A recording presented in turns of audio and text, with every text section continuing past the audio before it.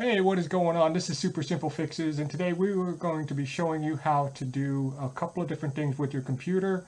We're going to show you how to snip a screen, record a screen, and print screen. But before we get started, make sure you hit that like and subscribe button.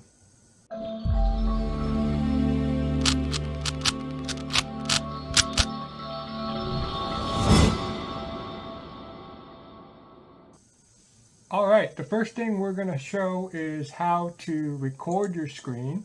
And I've actually circled the two keys that you need to press on your keyboard to get your computer to record your voice plus your mouse movement so you can see what's going on here. So recording screen, at least for Microsoft 10, is going to be the Windows and the G button, and then you're going to see a couple of pop-up windows here, and then your record screen window would be right here, and a couple other things that's going to show up too. But okay, for your print screen option, all you got to do is hit the little Windows key plus the print screen button.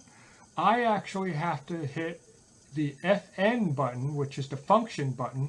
I have a function button right next to the Windows key here, and I hit the Windows key plus the print screen. So you may have to hit the function button, the Windows key, and the print screen to get the print screen to work if it doesn't work with this combination right here. Alright, so right now we have the Shift Window S option, which is actually going to give you these options on top of your screen here. So it's actually like a snip option, but with more stuff. So this is a square snip. If you choose that, it's going to give you a little square snip somewhere. This one is going to be a freeform snip, so I could actually draw little circles and I'll snip that. This is going to be the active window snip option, and this is going to be the full screen snip option. So that's it. If you have any questions, feel free to post them down below.